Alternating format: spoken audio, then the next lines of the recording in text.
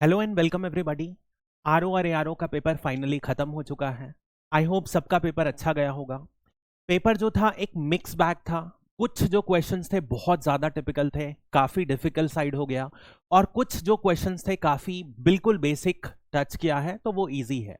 तो आइए अपन एनालिसिस करते हैं पेपर का जो आज हुआ है। दो वीडियो में अपन एनालिसिस करेंगे, पहले 70 क्वेश्चंस इस वीडियो में, नेक्स्ट वीडियो में रिमेनिंग 70 क्वेश्चंस। बेसिकली अपन क्या करेंगे, एक समझने की कोशिश करेंगे कि क्या ये क्वेश्चन किस टाइप का था, कैसे अपन बना सकते हैं, और आंसर निकालने की कोशिश करेंगे। And then we will see कितना कट ऑफ जा सकता है। कुछ समय के बाद मैं पोल लूंगा, उसके बाद फाइनली मैं 1 या 2 दिन के बाद आपको एक्सपेक्टेड कट ऑफ का डिटेल्स दूंगा। तो स्टार्ट करते हैं अपन बिना टाइम वेस्ट किए। आज का पेपर है consider the following statements with respect to Rudrama and choose the correct statement about her. ये क्वेश्चन पूछा गया है। अब देखो, यहां पर करेक्ट पूछा गया है, Rudrama was a fourth independent ruler of Kakatiya dynasty. अब देखो, ये ककाटिया डायनेस्टी एक बहुत ही इंपॉर्टेंट डायनेस्टी थी, जहां पर ये साउथ इंडिया में फीमेल रूलर हैं। तो ऐसे जब भी कोई फीमेल रूलर रहती है, इंपॉर्टेंट रहता है। और पहले की ये पूरी की पूरी जो डायनेस्टी थी, ये राष्ट्रकूटास और चालुक्यास के अंदर फ्यूडेटरीज थी। उसके बाद एक्चुअली पहली बार इन्होंने, जो रुद्र प्रताप थे, उन्होंने फाइनली इंडिपेंडेंट अपने आप को डिक्लेयर किया था, और उसी लीनियज में आती हैं रुद्रमा। अब एक्चुअली हो सकता है अपन को एग्जाम में याद ना आए कि ये कौन से नंबर पे हैं, लेकिन एक बात क्लियर थी कि ये फर्स्ट सेकंड नंबर की नहीं है, क्योंकि हर बार फर्स्ट सेकंड किया जाता है। तो ये थर्ड या फोर्थ नंबर की ही होंगी, उससे ज्यादा पीछे भी नहीं है। इसी तरीके का इनका रियन है। तो दिस, यदि आपको एग्जाम में इसको आपको पता होगा, तो थर्ड या फोर्थ में कंफ्यूजन हो सकता था, otherwise this was a known fact. Now she defeated Pandyas of south Tamil Nadu, eastern Ganga rulers of Orissa and सोना ऑफ देवगिरी। एक बहुत बड़ा किंगडम सेटअप किया था।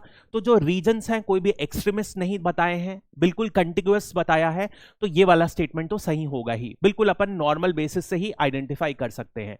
तो हो सकता है वन में आपको थर्ड, फोर्थ या फिफ्थ, इन तीनों में डाउट हो सकता है। इस वजह से वन में हो सकता है कई लोग शॉर्ट नहीं होंगे, बट बेसिकली सेकेंड तो इजी था पॉइंट। तो इसका आंसर है बोथ 1 एंड 2। इसको I would classify as easy to medium में क्वेश्चन, क्योंकि फर्स्ट स्टेटमेंट में नंबर था, नंबर कई बार गलत हो जाता है, इसीलिए I would also consider this as medium question. Next अपन बात करते हैं, if the day before yesterday was Sunday, what will be the 3 days? ये वाले क्वेश्चंस मैं सीधा आंसर आपको बताऊंगा। सो इसका आंसर है ए। ये आप देख लीजिएगा, इसका आंसर रहेगा ए। नेक्स्ट अपन बात करते हैं, consider the following statements with respect to Moradabad के बारे में है। करेक्ट स्टेटमेंट फिर से आइडेंटिफाई करना है। Moradabad is renowned for copper work and has carved a niche for itself in the handicraft. मुरादा हैंडीक्राफ्ट बहुत फेमस है। इनफैक्ट जो मुरादाबाद के मेटल वर्क हैं, उन्हें जीआई टैग भी मिला है, उसमें कॉपर वर्क बहुत फेमस है। बार बार हैंडीक्राफ्ट्स के वर्क में मुरादाबाद जरूर आता है। यूपी के आर्ट एंड आर्किटेक्चर में, आर्ट एंड कल्चर पोर्शन में ये बहुत रिपीटेडली पढ़ाया जाता है। Moradabad special economic zone is the first SEZ in northern India developed by Uttar Pradesh government. This statement is completely true. Now देखो, ये वाला जो स्टेटमेंट है, ये बहुत इजी है, ये बिल्कुल सबको पता रहता है जो भी पढ़ा है। This is a little peculiar, हो सकता है आपको पता हो सकता है ना पता हो। इनफैक्ट मुरादाबाद SEZ सिर्फ एक नॉर्दर्न पार्ट में एक SEZ है जो उत्तर प्रदेश गवर्नमेंट ने डेवलप किया है। तो इसीलिए थोड़ा सा इंपॉर्टेंट हो जाता है। SEZ रेडी आपने किया होगा तो आपको पता होगा। इसका आंसर भी बोथ 1 एंड 2 है। तो this is a typical question. Again इस ऑप्शन के नाम से मैं इसे, बट यदि आप देखोगे 1 सही हो जाता है तो अगेन एलिमिनेशन टेक्निक से या तो C या तो B होगा। इस वजह से इजी टू मीडियम का ही ये क्वेश्चन रहेगा। नेक्स्ट अपन बात करते हैं फोर्थ क्वेश्चन की। Consider the following statements with reference to coal. India is one of the world's leading producer of coal. Second है, India has vast coal reserves in states like Jharkhand and Chhattisgarh. ये बहुत easy question है, very easy question है, क्योंकि यहां पर कोई भी डेटा नहीं पूछा है। इंडिया जो है world's leading producer of coal, first number भी नहीं बोला है, वन ऑफ द लीडिंग, यानी कि फर्स्ट सेकेंड थर्ड जो भी नंबर होगा तो यहां पर चल जाएगा। तो ये वाला स्टेटमेंट बहुत इजी हो जाता है, ट्रू हो जाएगा। इंडिया सेकेंड लार्जेस्ट प्रोड्यूसर है कोल का आफ्टर चाइना। और यहां पर देखा था अपन ने, एक मेजर जो है गोंडवाना कोल रहता है। दो तरीके के कोल होते हैं, गोंडवाना और टर्शरी। मेजर जो है झारखंड के और कंटिगुअस एरिया में जो एरिया है वहां पर गोंडवाना कोल है। तो बहुत इजी क्वेश्चन हो जाएगा ये। Both 1 and 2 statements are correct. Next अपन फिफ्थ में जाते हैं। Now consider the following statement with reference to national book fair. It was organise at Lucknow from September to October.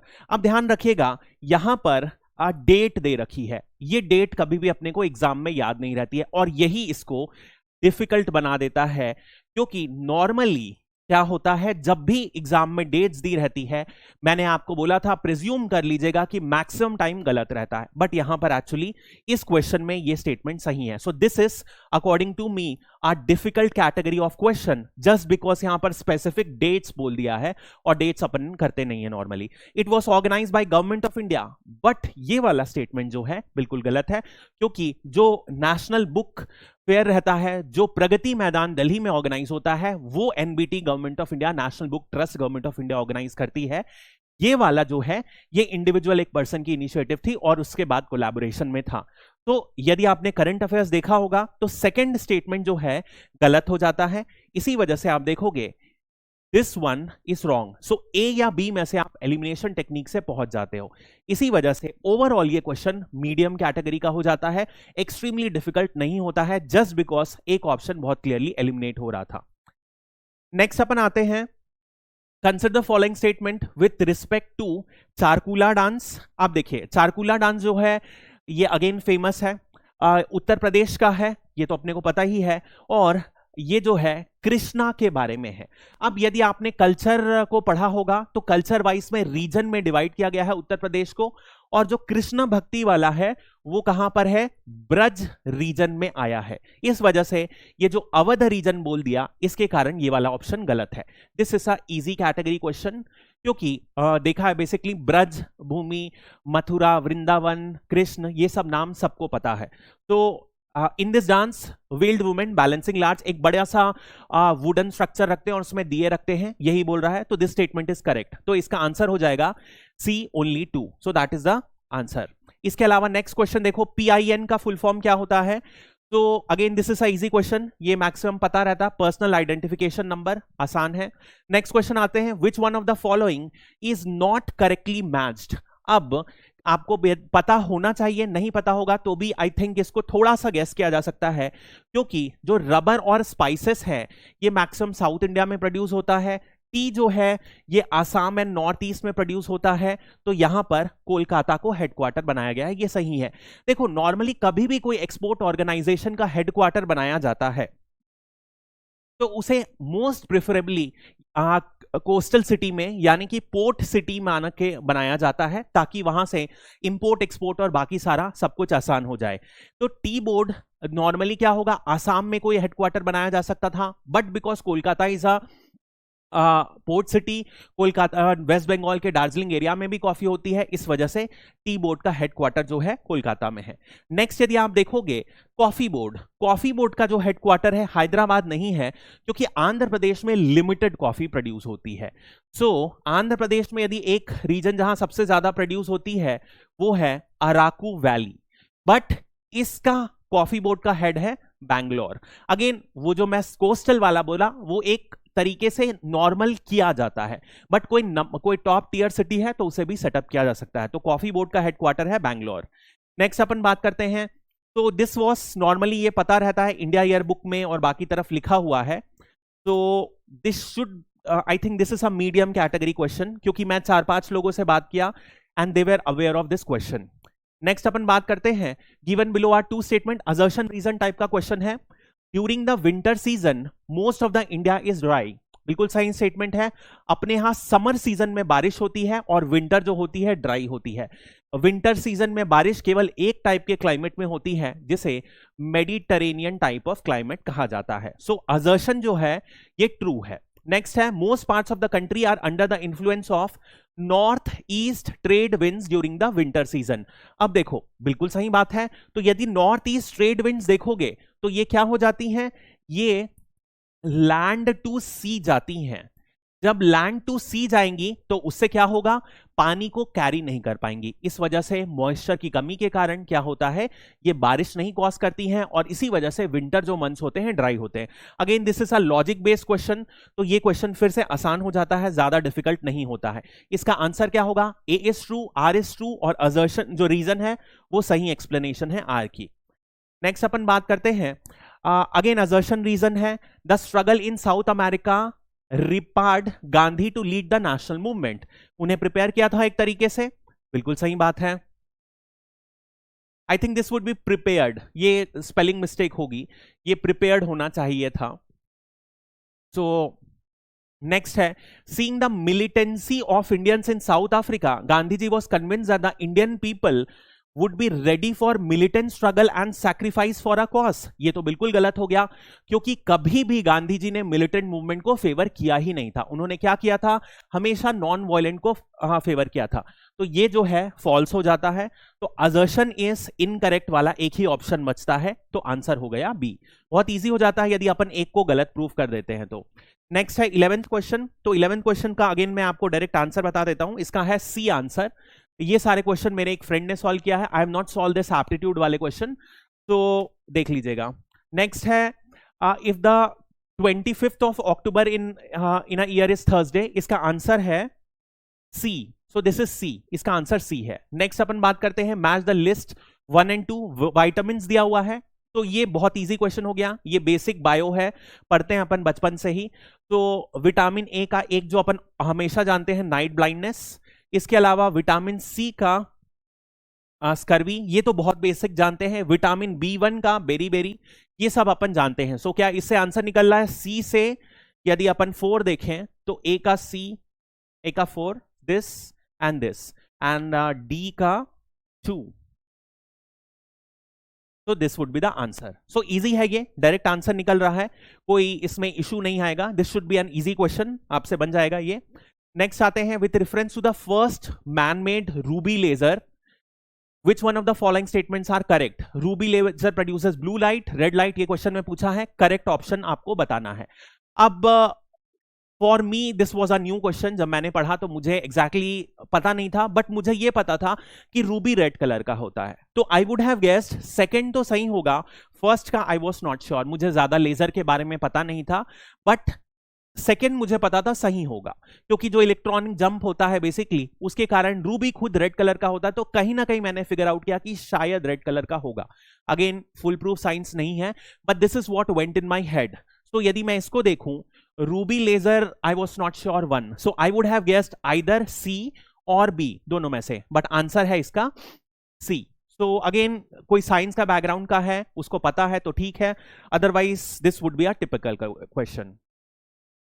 Next अपन आते हैं क्वेश्चन नंबर 15 में, which one of the following statement are correct, फिर से correct पूछा है। The sugar industry was initially located in Uttar Pradesh, तो ये बिल्कुल सही बात है, क्योंकि जो पूरा का पूरा तेराई रीजन है वहां पर सबसे ज्यादा शुगर केन उगाया जाता है ट्रेडिशनली, और यूपी सबसे ज्यादा प्रोड्यूसर था शुगर केन का बहुत पहले से।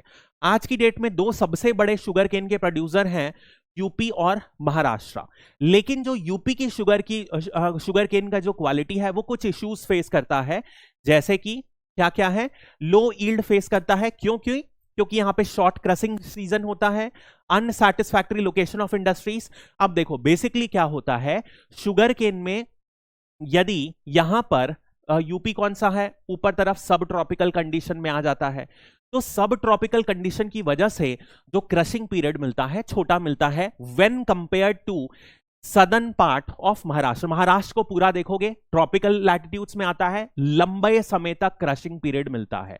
गन्ने के साथ एक बड़ी प्रॉब्लम क्या है, एक बार गन्ने को निकाल दिया जाए, एक बार पेड़ से काट दिया जाए, तो उसका जो रस होता है बहुत जल्दी सूखने लगता है, यही सबसे बड़ी प्रॉब्लम होती है। इसी वजह से पेड़ में उसे रहने के लिए ज्यादा समय होना चाहिए, जब उसका यूज आए 3 दिन के अंदर ही उसे निकाला जाता है, ऐसी सिचुएशन होती है। इस वजह से ये बोला है अनसैटिस्फैक्टरी लोकेशन ऑफ इंडस्ट्रीज, क्योंकि यूपी में सब ट्रॉपिकल कंडीशंस हैं इस वजह से। और इसके अलावा एक और प्रॉब्लम आती है कोऑपरेटिव्स की।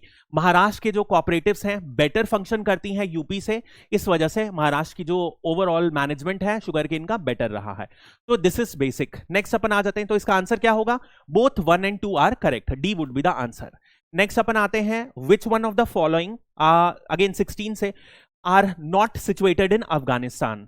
तो ये क्वेश्चन भी अपन ने इनडायरेक्टली क्लास में किया था। फॉर एग्जाम्पल फरगना याद कीजिए, अपन ने पढ़ा था फरगना से पहली बार बाबर आए थे और मैंने आपको बताया था ये उज्बेकिस्तान की सिटी है। तो जहां पर भी फरगना है तो आप फरगना तो मार्क कर ही दो, तो बी या डी में से कोई हो जाता है। गजनी भी मैंने आपको पढ़ाया था क्लास में, तो Ghazni is situated in Afghanistan, तो ठीक है ये तो है ही नहीं। नेक्स्ट कंधार और समरकंद, समरकंद भी ये अगेन उज्बेकिस्तान का है। और कांधार तो अपने को पता है, कांधार का फेमस हाईजैक हुआ था, IC 814 हाईजैक, तो ये तो अफगानिस्तान का ही है।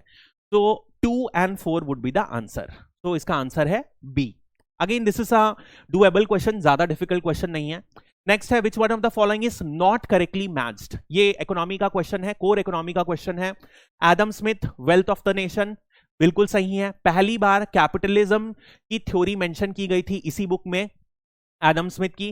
Karl Marx, principle of political economy and taxation, ये सब कभी कार्ल मार्क्स ने बात ही नहीं की थी। ये जो कॉन्सेप्ट है ये है डेविड रिकार्डो का। राइकेडियन इक्विवेलेंस पढ़ा जाता है, 11th की एनसीईआरटी में ये कॉन्सेप्ट डेप्थ में पढ़ाया जाता है। उसका बारे में जो कुछ भी है ये डेविड राइकार्डो ने कहा था। गुनार नाइडल, एशियन ड्रामा, ये बिल्कुल सही है, बहुत फेमस बुक है, अगेन ज्योग्राफी में भी इसे पढ़ाया जाता है। नेक्स्ट है J.M. Keynes, general theory of employment, interest and money. इसे 1929 में जब ग्रेट डिप्रेशन हुआ था तब पहली बार इन्होंने, किन्स ने ये कॉन्सेप्ट निकाला था। उन्होंने बोला था कि पैसे को आग लगा दो और उसके बाद ताकि सरकार ज्यादा से ज्यादा पैसा इन्वेस्ट करे, और यही केन्सियन इकोनॉमिक्स जो है आज की डेट में जो सरकारें फॉलो करती हैं। इसका आंसर क्या हो जाएगा? बी हो जाएगा, कार्ल मार्क्स। नेक्स्ट अपन बात करते हैं, consider the following statements with respect to the directive principle of state policy. इसमें फिर से करेक्ट पूछा है, they are not enforceable by courts, बहुत इजी क्वेश्चन है। 4 देखा है अपन ने, 4th पार्ट में कॉन्स्टिट्यूशन के लिखा है ये कोर्ट के द्वारा एनफोर्सेबल नहीं है और आयरिश कॉन्स्टिट्यूशन से ली गई है, डायरेक्टली पढ़ा था अपन ने क्लास में। It shall be the duty of the state to apply this principle in making laws, बिल्कुल सही बात है। स्टेट को इन लॉस को बनाने के लिए इन सारी डीपीएसपी को कंसिडर करना पड़ेगा और कोर्ट भी इन्हें कंसिडर करती है, ये सब अपन ने देखा है। तो इजी क्वेश्चन है, दोनों B 1 and 2 statements are correct. Next आता है, kidney stones are formed due to crystallisation of oxalate. अब देखो नॉर्मली क्या होता है, लोगों को पता होता है किडनी स्टोन कैल्शियम से बनता है, लेकिन कैल्शियम ऑप्शन में नहीं है। तो बेसिकली होता ऐसा है कि कैल्शियम ऑक्सलेट के साथ मिलके कैल्शियम ऑक्सलेट कंपाउंड बनाता है।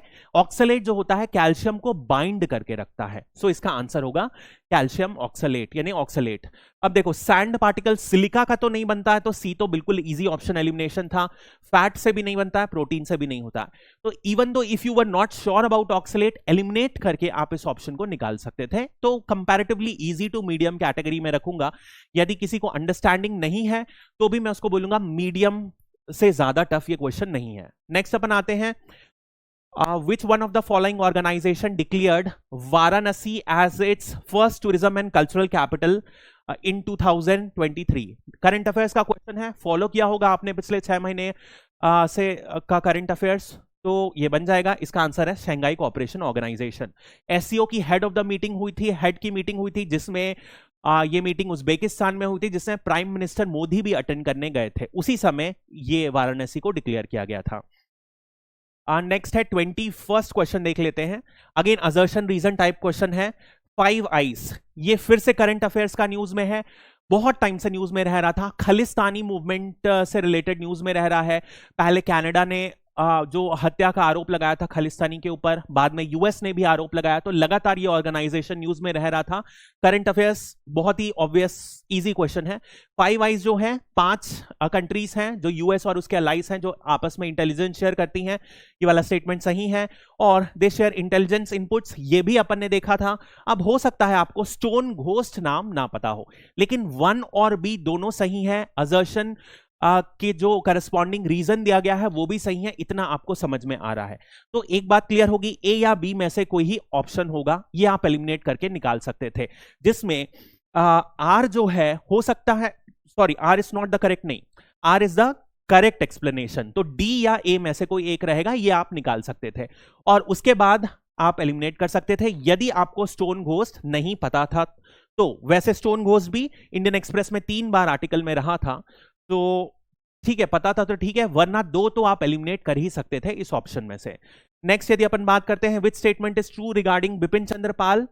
Bipin Chandra Pal again important character है, लाल बाल पाल बार बार पढ़ा जाता है।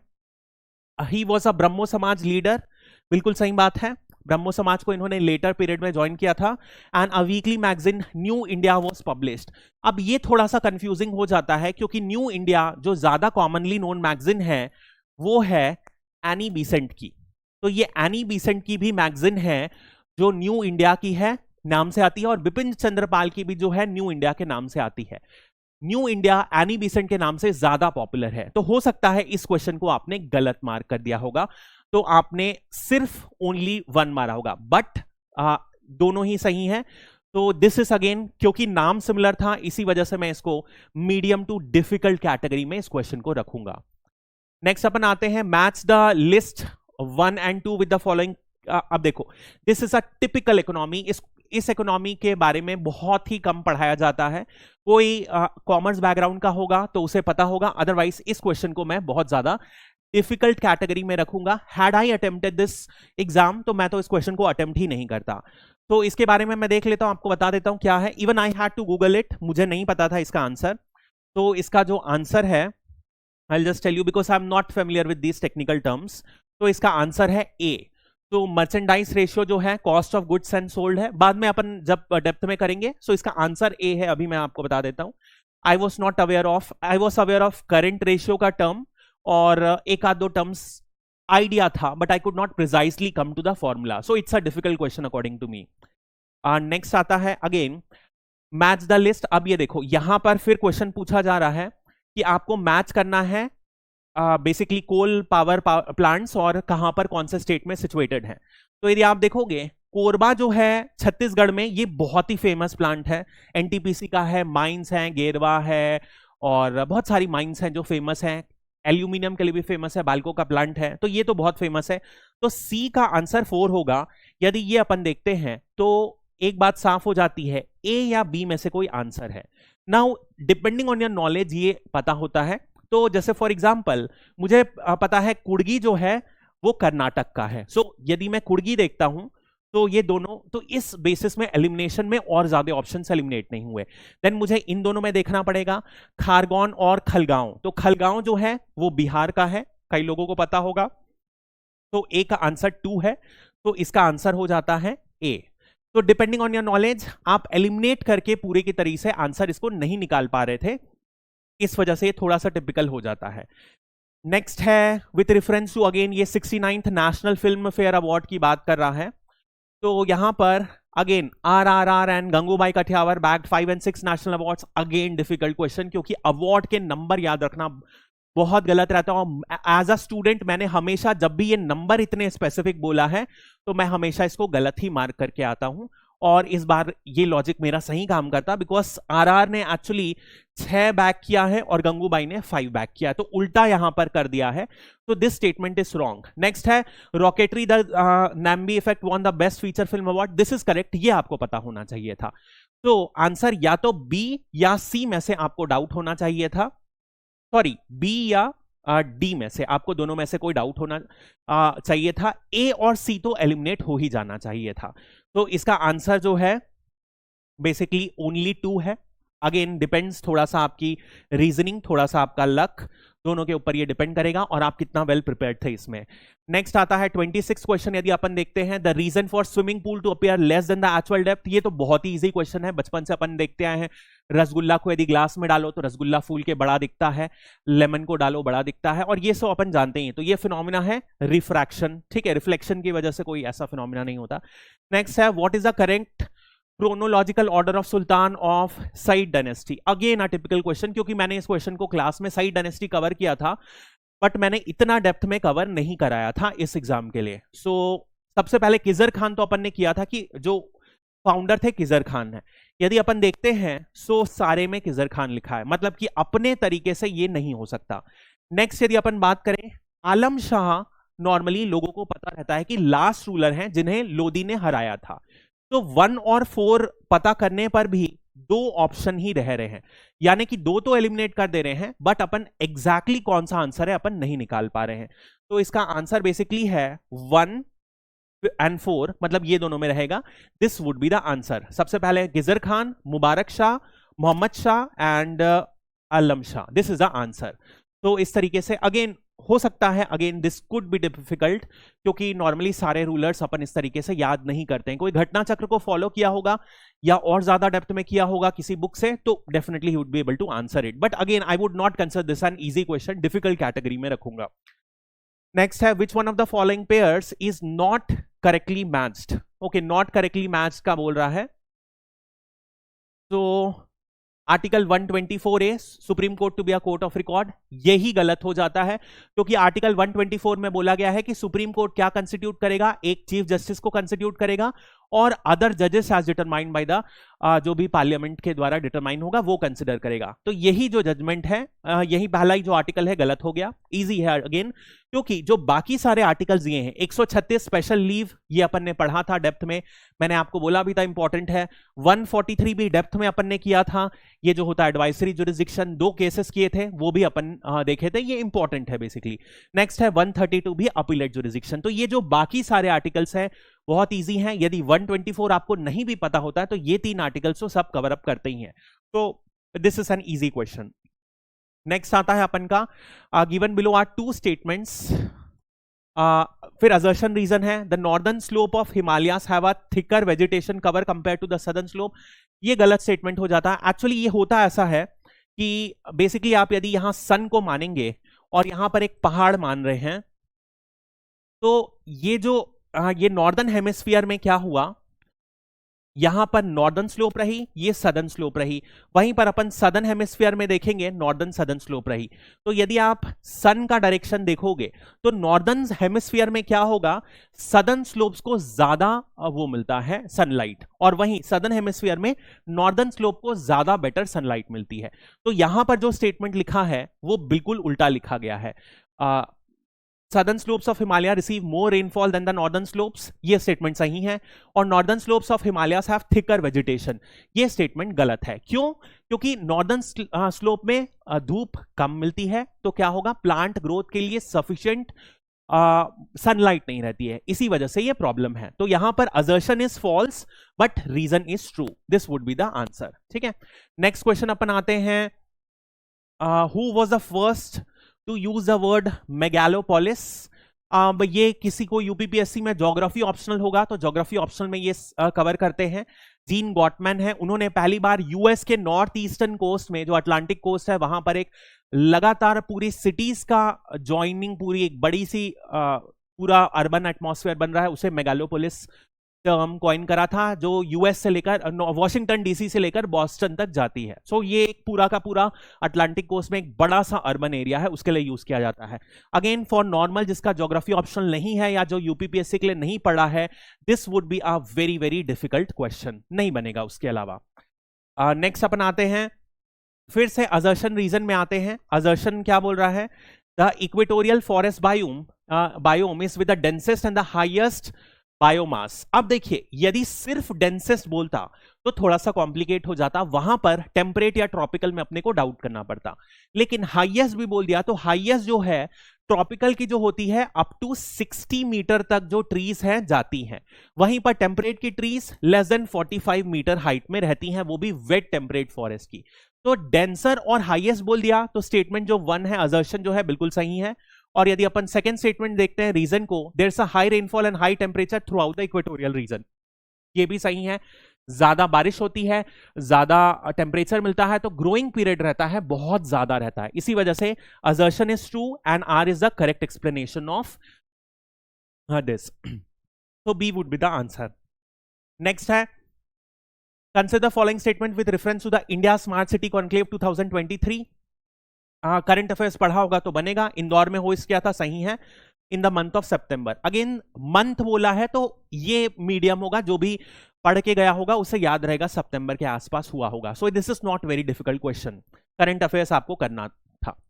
नेक्स्ट अपन आते हैं विथ ऑस्मोसिस के रिगार्डिंग क्वेश्चन है। If the semi-permeable membrane is placed between the solvent and the solution, the solvent molecules will flow through the membrane from pure solvent to the solution. तो हमेशा high to low में move करता है। यदि अपन simple diffusion की बात करें तो डिफ्यूजन में क्या मूव करता है, सॉल्यूट मूव करता है। वहीं ऑस्मोसिस में क्या मूव करता है, सॉल्वेंट। तो हाई कॉन्सेंट्रेशन से लो कॉन्सेंट्रेशन में सॉल्वेंट मूव करेगा, तो प्योर सॉल्वेंट है तो जरूर हायर कॉन्सेंट्रेशन में होगा और सॉल्यूशन के कंपैरिजन में। तो ये वाला जो प्रोसेस है ऑस्मोसिस के कारण यहां पर तो मूव करेगा ही। सेकंड आते हैं, the process of flow of solvent is called reverse osmosis. गलत, रिवर्स ऑस्मोसिस तो उल्टा हो गया, जब लो कॉन्सेंट्रेशन से हाई कॉन्सेंट्रेशन सॉल्वेंट मूव करता है किसी प्रेशरफुल कंडीशन में, जैसे आरओ जो अपने यहां वाटर फिल्ट्रेशन होता है, इसी मैकेनिज्म से किया जाता है। तो स्टेटमेंट 2 गलत हो जाता है, तो B would be the answer. Again I think basic 9th class की ये साइंस है तो ये बन जाना चाहिए था। नेक्स्ट अपन आते हैं, which statement is are correct regarding the book Mirat e Sikandari. इस बुक का क्लास में एक बार जिक्र हुआ था, ज्यादा डेप्थ में नहीं किया था, बट ये मिराती सिकंदरी बुक के बारे में बताया था कि गुजरात के रूलर के बारे में लिखा गया है। इतना डेप्थ में मैंने नहीं बताया था कि क्या क्या बुक में मेंशन्ड है, but there is a description of the happiness and prosperity of the kingdom Mahmud Begada of Gujarat और description of proper arrangement of security of trade routes. अब ध्यान रखिएगा, यदि मैं एग्जाम अटेम्प्ट करूंगा तो मैं सोचूंगा बड़ा किंगडम है, प्रॉस्पेरिटी की ध्यान रखा जा रहा है, तो ये दोनों चीज ध्यान रखा जाता है। तो इस बेसिस में मैं इसको बोथ में मारता ही मारता, डिपेंडिंग ऑन आपकी अंडरस्टैंडिंग कितनी है उस पीरियड की। नहीं अंडरस्टैंडिंग होगी तो ये अटेम्प्ट करना बहुत ज्यादा डिफिकल्ट हो जाएगा। बट दोनों स्टेटमेंट सिमिलर जैसे हैं तो या तो बी या डी में से कोई एक मार्क कर सकते थे। इसका आंसर है बी। नेक्स्ट, यदि नेक्स्ट क्वेश्चन में आते हैं अपन, with reference to Tulsidas. Tulsidas के रेफरेंस में पूछा गया है, Tulsidas was born in a village named Rajpur in Banda district. ये स्टेटमेंट सही है, ये तो पढ़ते ही हैं अपन। His wife name is Gitavali. अब नॉर्मली मैं बताऊं, वाइफ का नेम मुझे भी नहीं पता था, I had to Google it, तब मुझे पता चला। तो इनकी वाइफ का नाम था Ratnavali. I had never known Tulsidas की वाइफ भी थी, even I did not knew that. तो 2 तो गलत है। अब मेरे लिए डिफिकल्ट क्वेश्चन है क्योंकि मैं हिस्ट्री का एक्सपर्ट नहीं हूं, तो इस वजह से इसका आंसर है ओनली 1। नेक्स्ट अपन आ जाते हैं फिर से नेक्स्ट क्वेश्चन में, मैच द फॉलोइंग है। फिर से इंपॉर्टेंट डेज को मैच करना है, तो आप इंपॉर्टेंट डेज को मैच करोगे। वर्ल्ड पॉपुलेशन डे, ये पॉपुलेशन डे मुझे पता है, तो डिपेंडिंग ऑन आप न्यूज़पेपर से कितना फेमिलियर रहते हो, आप आगे पीछे, इंस्टाग्राम में भी आजकल ये ट्रेंड बहुत चलता है, तो मुझे ये चीज पता है। वर्ल्ड पॉपुलेशन डे 11 जुलाई को मनाया जाता है। और तो क्या इससे आंसर हो रहा है, ए का आंसर 2 है यदि, तो यहां पर 2 ऑप्शन एलिमिनेट हो जाते हैं, 2 बचते हैं। इसके बाद मुझे वर्ल्ड हेल्थ डे भी पता था, सो दैट इज इन अप्रैल, तो डी का आंसर होगा 3। तो इस बेसिस में इस पूरे का आंसर हो जाता है बी। वर्ल्ड हेल्थ डे इसलिए मनाया जाता है क्योंकि इसी दिन वर्ल्ड हेल्थ ऑर्गेनाइजेशन जो है फाउंड किया गया था। सो अगेन दिस इज, पता होगा तो कर पाओगे, नहीं पता होगा तो इसको मानना डिफिकल्ट होगा, depending on your knowledge, otherwise it's a difficult question. Next आता है, in reference to the Mangalyaan launch by ISRO which one of the following statement is true. उसे MOM भी कहते हैं, लॉन्च इन नवंबर 2013। ये तो दोनों सही हैं। अगेन ये यदि आप कुछ समय से पढ़ रहे होंगे तो पता होगा। एग्जैक्टली बहुत बार नवंबर जो है ना, ये थोड़ा सा प्रॉब्लम कर सकता है कि पता होगा नहीं होगा, क्योंकि 2013 में लॉन्च हुआ ये तो याद है, बट नवंबर सितंबर में कंफ्यूजन हो जाता है। तो अगेन नॉट वेरी स्पेसिफिक, हो सकता है आप मार लो नहीं मार पाओ, डिपेंडिंग ऑन आप कितना एक्वेंटेड हो पेपर से और करंट अफेयर्स को कुछ समय पहले से कितने से फॉलो कर रहे हो। नेक्स्ट अपन बात करते हैं regarding Punjab merger, which one of the following statement is false पूछा है। तो ये स्टेटमेंट जो है फॉल्स पूछा है। On 29 March 1849 the governor general announce that the state of Punjab had come to an end. अब देखो, मैंने ये क्लास में बेसिकली बताया था कि 1839 में रंजीत सिंह की डेथ हुई और 10 साल के अंदर मैंने ये स्टेटमेंट यूज किया था, 10 साल के अंदर पूरा का पूरा जो है पंजाब किंगडम को इन्होंने अनेक्स कर लिया, ये खत्म किया था। बट क्या 29 मार्च ही एग्जैक्टली डेट है? I am not sure about it. तो ये मुझे again I am not very sure about it, तो यहां पर फिर से गूगल करना पड़ा, ये डेट कंफ्यूजन पैदा कर देती है। नेक्स्ट है all the territories of Maharaja Dalip Singh became part of the British India empire, ये सही है। नेक्स्ट है Duleep Singh was given an annual pension of 2,50,000 rupees. अब ये जो स्टेटमेंट है ये प्रॉब्लमैटिक है, क्योंकि एक्चुअली अगेन गूगल किया मैंने तो मुझे पता चला कि ये एक्चुअली पाउंड है रादर देन रुपीस, तो ये डिफरेंशिएशन था, इसका आंसर सी हो जाएगा। मेरे लिए सारे ऑप्शन डिफिकल्ट थे, डिपेंडिंग ऑन योर नॉलेज आप देख सकते हो ये आप अटेम्प्ट कर पाओगे नहीं कर पाओगे। नेक्स्ट अपन आते हैं साइमन कमीशन के बारे में। अगेन यदि साइमन कमीशन को देखें तो it made 2 visits in India and the second visit was from October 11 to April 13। Again date बोल दिया तो मेरा दिमाग काम करता, मुझे डेट याद नहीं रहती एग्जैक्ट। मुझे पता है कि 1929 से 30 के बीच में सेकंड विजिट साइमन कमीशन की हुई थी इंडिया में। पहला स्टेटमेंट तो सही है, but the second question makes the question, second point जो है क्वेश्चन को ट्रिकी बना देता है एग्जैक्ट डेट पूछ के। तो अगेन यदि मैं बताऊं सो इसका जो आंसर है सी है, यानी कि दोनों स्टेटमेंट सही है। मेरे लिए ये ऑप्शन में हमेशा एग्जाम में गलत मार्क करता, क्योंकि डेट प्रिसाइसली नॉर्मली मैं नहीं मार्क करता हूं। सो अगेन मेरे लिए ये गलत हो जाता है if I had would attempted this question. Next है which one of the following pairs is correctly matched depending on your understanding. ये है भवानी इमली शहीद मेमोरियल फतेहपुर में है, ये आपने पढ़ा होगा, तो आई थिंक दिस शुड ये आपसे बन जाना चाहिए था। नेक्स्ट अपन आते हैं मैच द फॉलोइंग। अब देखो इसमें जो है ये वाला क्वेश्चन बहुत सिंपल भी हो सकता है यदि आप थोड़ा सा लॉजिक लगाओगे। तो फॉर एग्जांपल गरीब कल्याण पैकेज तो अपन जानते हैं, ये बहुत बार अपन ने कोविड में सुना था, ये तो कोविड के समय इंप्लीमेंट हुआ था, कोविड के फर्स्ट वेव में जब खाना फ्री में बांटा गया था और उस तरीके का पैकेज किया गया था, तो ये 2020 में है। तो ए का ऑप्शन 2 है जहां पर भी, सो सिर्फ एक का ही है। तो कैन यू सी दैट, इससे ही हो जा रहा है। तो दिस बिकम्स इजी यदि आप थोड़ा सा याद करोगे तो। इंद्रधनुष वैक्सीन का था, 2014 में लॉन्च हुआ था। प्रधानमंत्री जन आरोग्य योजना यानी कि आयुष्मान भारत वाली स्कीम, ये 2018 में लॉन्च हुई थी रांची से। तो पता होगा, तो भी ये इजी साइड क्वेश्चन है, इसमें आप डेफिनेटली आई थिंक ये आपको अटेम्प्ट करना चाहिए था, हो जाना चाहिए था। नेक्स्ट है with reference to Burhan ul Mulk Saadat Khan which one of the following statement are correct. Awadh के जो है रूलर के बारे में है। Again this is a typical question, history of UP आप पढ़े होगे अच्छे से, इन डेप्थ पढ़े होगे तब ये क्वेश्चन बनेगा, वरना डिफिकल्ट है अटेम्प्ट करने का। He took part in the conspiracy of Saiyid brothers, ये स्टेटमेंट सही है। Saadat Khan was a founder of independent state of Awadh, ये गलत है। ये जो सादत खान है, ये Saadat Ali Khan was actually the founder of Awadh, तो नाम के साथ आपके साथ प्ले किया गया है, तो ये उनके नेफ्यू थे, इस वजह से हो सकता कंफ्यूजन हो। So I would categorise it as a difficult question. दोनों स्टेटमेंट्स थोड़े से रेयर हैं, बट यदि आप देखोगे तो इसका आंसर है ओनली 2। नेक्स्ट अपन बात करते हैं given below are the 2 statements, फिर से असर्शन रीजन है। A person travelling in a car with close glass windows and doors is safe from lighting. ये बहुत बार अपन ने बात मतलब नॉर्मल दोस्तों के साथ और इस घर में बात की होगी। इसको फैराडे केज बोलते हैं। यदि कोई मेटालिक बॉडी के अंदर आपको रखा जाए तो क्या होता है, वो मेटालिक बॉडी में आउटसाइड और इनसाइड ऑपोजिट चार्जेस इंड्यूस हो जाते हैं, और यदि बिजली गिरती हुई है तो वो lowest basically lowest resistance path को फॉलो करते हुए ग्राउंड में चले जाती है, तो अंदर का जो पर्सन है वो इंपैक्ट नहीं होता है। तो ये वाला जो है स्टेटमेंट सही है। नेक्स्ट है actually a close car behaves like a hollow conductor, तो charges can not enter inside. दोनों के दोनों सही हैं, और जो आर है सही एक्सप्लेनेशन भी दे रहा है, तो आंसर होगा सी।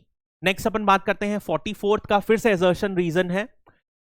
Nargis Mohammad was awarded Nobel Peace Prize for 2023 in favor of freedom of press। Again easy question है, डायरेक्ट पेपर का करंट अफेयर्स का क्वेश्चन है, तो इसका जो आंसर होगा assertion is correct, reason is false.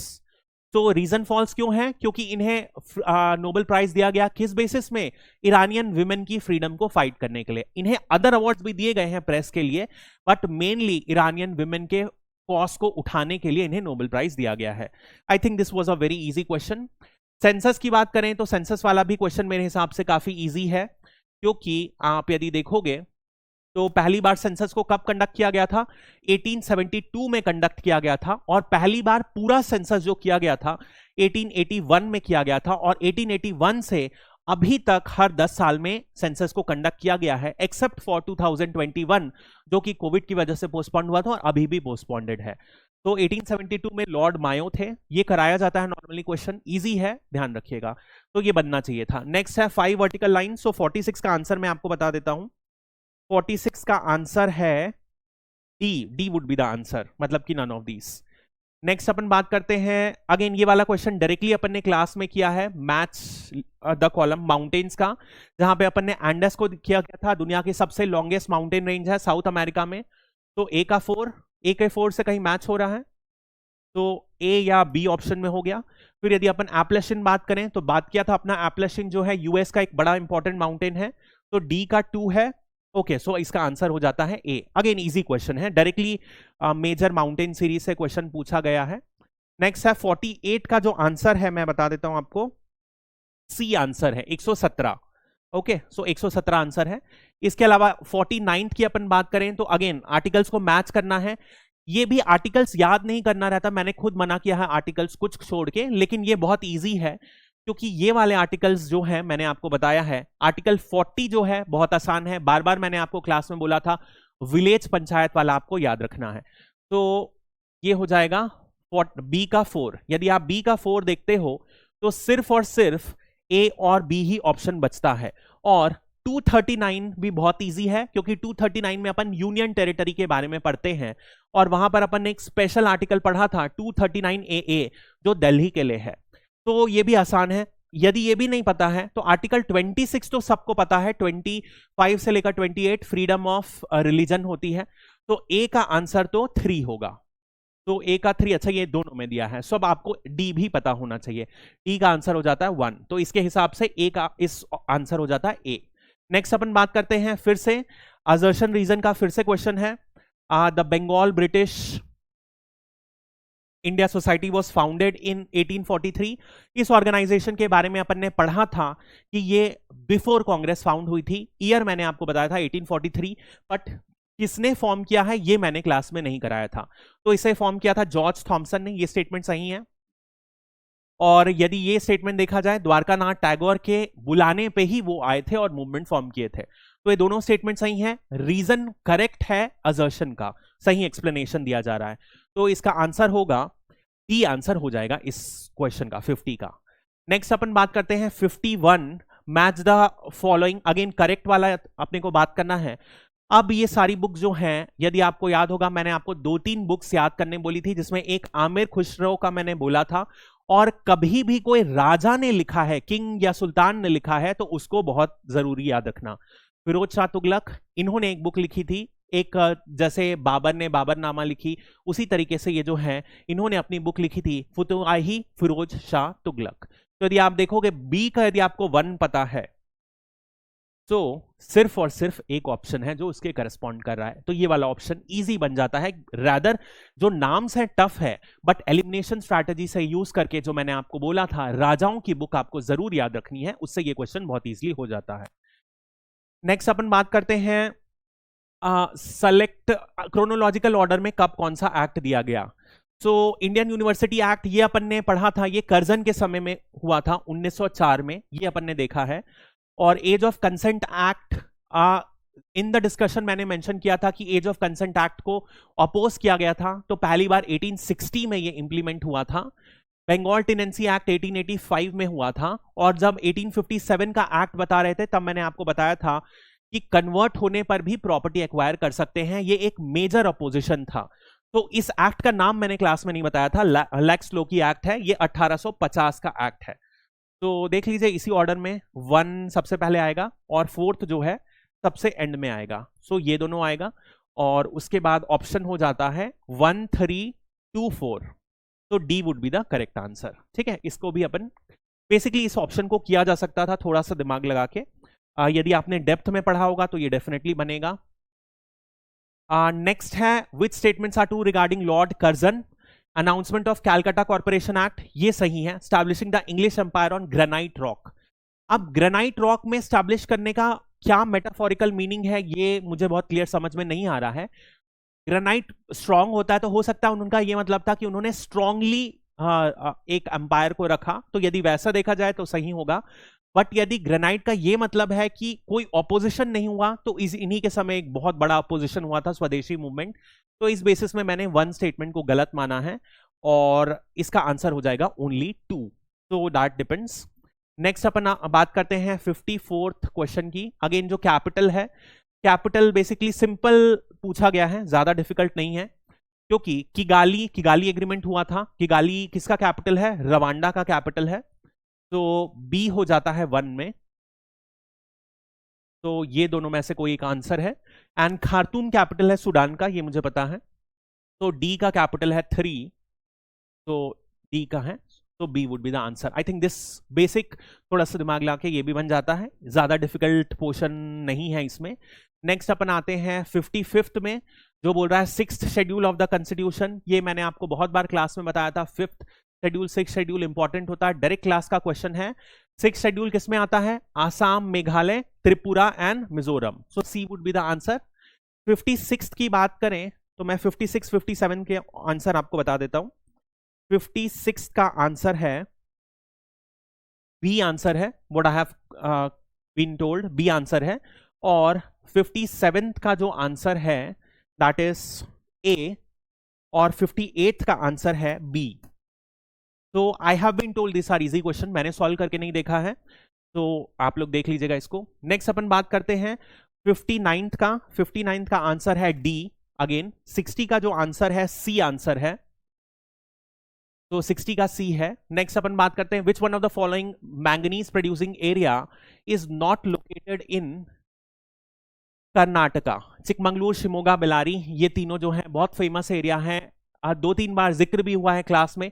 Srikakulam तो है आंध्र प्रदेश का। सो बहुत कॉमन प्लेस है, कॉमन सिटी है आंध्र प्रदेश की, बन जाना चाहिए था। Consider following with respect to schedule areas. 5th schedule से फिर से क्वेश्चन आ गया, पढ़ाया था मैंने आपको। The president of India notify schedule areas, देखा है, सही है। States with schedule areas need to be constitute a TAC, देखा था अपन ने, 20 मेंबर का टीएसी बनाते हैं जिसके 15 मेंबर जो होते हैं एसटी के ही होते हैं। तो दोनों ही स्टेटमेंट जो हैं सही हैं। इसका आंसर क्या हो जाएगा? Both 1 and 2। नेक्स्ट अपन आते हैं arrange the following Mughal emperor. ये मुगल एम्परर का जो है ये बोला जा रहा है, ऑर्डर में आपको अरेंज करना है। So again this is a question, यदि आपको पता होगा, बहुत डेप्थ में पढ़ा होगा तो बनेगा। मेरे लिए अगेन हिस्ट्री का ये वाला पोर्शन थोड़ा सा डिफिकल्ट होता है। सो इसका एक्चुअल आंसर है डी, जहां पर डेट्स में आपको थोड़ा सा बता देता हूं। जो बहादुर शाह हैं 1707 करीब से रूल किए थे 1712 तक, और फारूक सियार 1713 से 19 तक रूल किए। उसके बाद जहांदर 1712 से 13 तक, और मोहम्मद शाह जो है इन्होंने 1719 से 1748 तक रूल किया। सो this is a basic, again depend करता है आपको कितनी नॉलेज है, आप कितने कंफर्टेबल हैं हिस्ट्री के साथ, उस बेसिस में बनेगा। नेक्स्ट अपन आते हैं, ये जो क्लासिकल डांसेस का नाम दिया है, दिस इज इजी, ये तो बन जाना चाहिए, क्योंकि सैट्री जो है आसाम का है, ये पता है। कथक पता है अपन को, उत्तर प्रदेश का है। सो डी का 2 यदि अपन मार्क कर देते हैं तो डी एलिमिनेट हो जाता है। सैत्री, सी का जो आंसर है वो असम, सी का 4 यदि अपन मार देते हैं तो ए आंसर आ जाता है। इस तरीके से बेसिकली अपन आंसर निकाल सकते हैं। नेक्स्ट है which one of the following is not a capital city. Riga capital है, रॉटरडैम अपन ने बात भी की है रॉटरडैम की, नीदरलैंड्स का कैपिटल नहीं है, एम्स्टर्डम कैपिटल है, ये गलत हो गया। ज़ाग्रेब कैपिटल है, जूरिच स्विट्जरलैंड में है, कैपिटल नहीं है, बर्न कैपिटल है। तो बी और मतलब 2 और 4 कैपिटल नहीं है, नॉट अ कैपिटल बोला है, तो C would be the answer. Again this is I think basic geography है, पता होगा, बन जाना चाहिए था। नेक्स्ट 66 का मैं आपको ऑप्शन बता देता हूं, आंसर मेरे हिसाब से आ रहा है सी। गाजा स्ट्रिप फिर से वॉर में है, न्यूज में फिर से इजराइल, मैंने आपको बोला था मिडिल ईस्ट को अच्छे से देख के जाइएगा, और साउथ ईस्ट एशिया को, साउथ ईस्ट एशिया से नहीं आया, मिडिल ईस्ट से आया है। गाजा स्ट्रिप अगेन वॉर के चक्कर में, bordered by Egypt, bordered by Israel, दोनों स्टेटमेंट क्या है, सही है, तो answer would be D. The cause of Minamata disease, Minamata जो है जापान में एक जगह है जहां पर बेसिकली ये पहली बार डिसीज मर्क्यूरी पॉइजनिंग के वजह से पाई गई थी, और फिर भी देखा गया था ये अफेक्ट कर रही है। So this is the basic. Next अपन बात करते हैं 69। A condition is stipulated, now this is basic English है। 69 मैंने क्वेश्चन देखा है, आसान है। 69 आप देख लीजिएगा, इसका आंसर है सी। और इसके बाद फिर अपन 70th में आते हैं। 79 राइन रिवर डायरेक्टली अपन ने क्लास में उठाया था। So which one of the following with Rhine River in Europe is correct? Correct statement बोला है, is an important pathway for northern Germany। देखा था अपन ने, बहुत इंटेंस इनलैंड वाटरवेज का यूज किया जाता है, और port of Rotterdam is located at the mouth of Ryan river. दोनों डायरेक्टली स्टेटमेंट्स मैंने क्लास में करवाए थे, तो इसका आंसर होगा सी। तो अभी इस वीडियो के लिए अपन यहीं पर रुकते हैं, रिमेनिंग 70 क्वेश्चंस को अपन नेक्स्ट क्लास में उठा के कंप्लीट करेंगे। Thank you and have a great day.